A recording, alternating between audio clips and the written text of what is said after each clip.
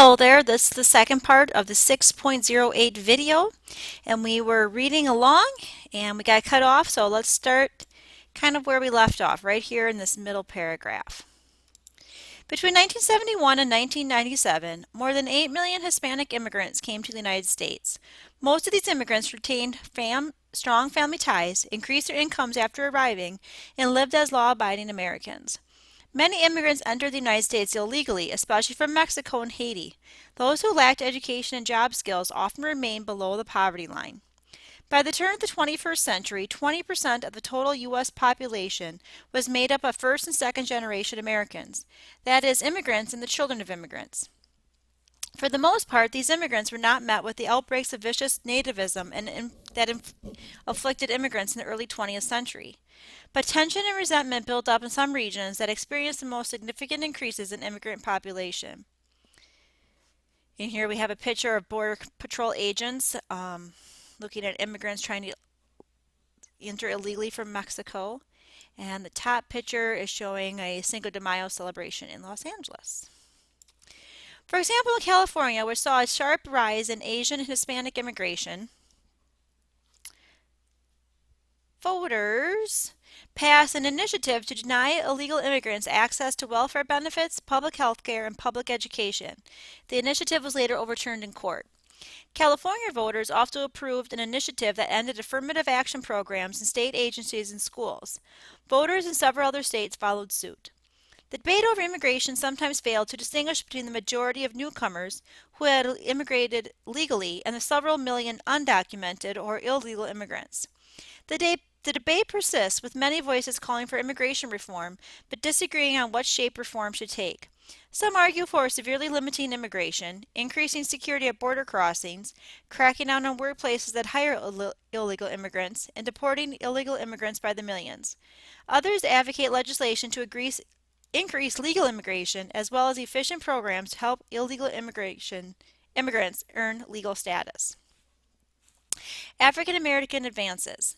Two of the most admired Americans of the 1990s and 2000s, television host Oprah Winfrey and professional golfer Tiger Woods, were respected more for sheer prowess in their fields than for breaking racial barriers. It was a sign that African Americans had progressed toward the goal declared by Martin Luther King Jr., that people should be judged by who they are and what they do, not by the color of their skin.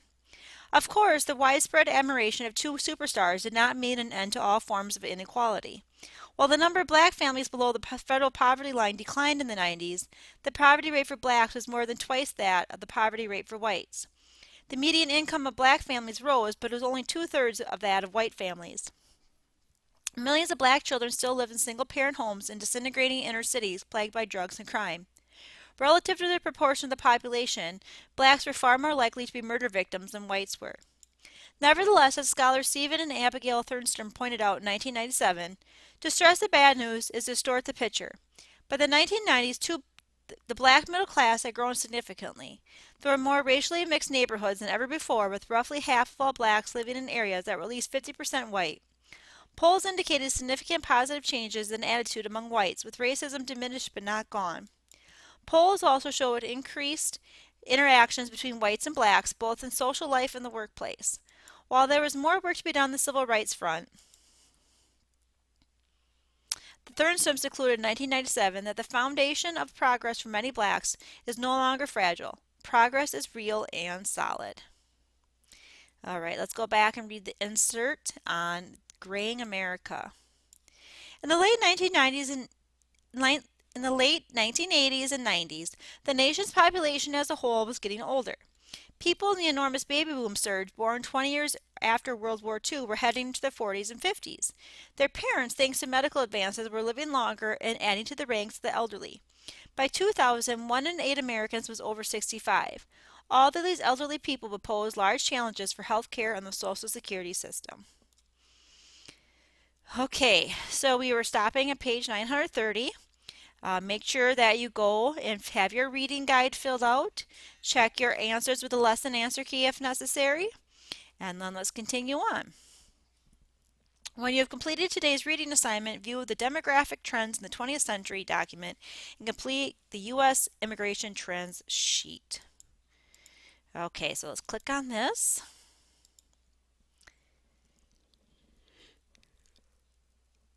Let's see what we have here. Demographic trends in the 20th century, the 2000 Census Special Reports. Ooh, I think I scrolled way too far. Okay. Well, let's go back here first, that's still loading, and look at our immigration trends sheet. Let's wait for this to load. Okay, so it says study the graph on page 76, figure 5.3, and answer these questions. Okay, so we have our first question. In 2000, what was the total Hispanic population in the United States and what percentage of the total U.S. population was Hispanic? And that means you have to scroll in this in the census page and you find page, it's actually not page 76, it's 78, but through figure 3.5, and you get the numbers of total Hispanic population and what percentage of them were Hispanic. So we have 35.3 and 12.5, and these figures are in the millions. You can see here because it says they're millions. Okay, so we go back here to our chart and our questions, and we'll just keep continuing on. It's pretty much following the same thing. You're going to look at the different graphs and try to interpret the information that they have on there. And if you need any help, make sure that you're getting the right information. You can always go back to your lesson answer key, and it has the answers for you for the immigration trend sheet. Okay, so at the end of this lesson, there is a checkpoint at the end, the 6.08 checkpoint. So be sure to complete that checkpoint at the end of your lesson reading and after you're done going through the immigration trends activity. And best of luck.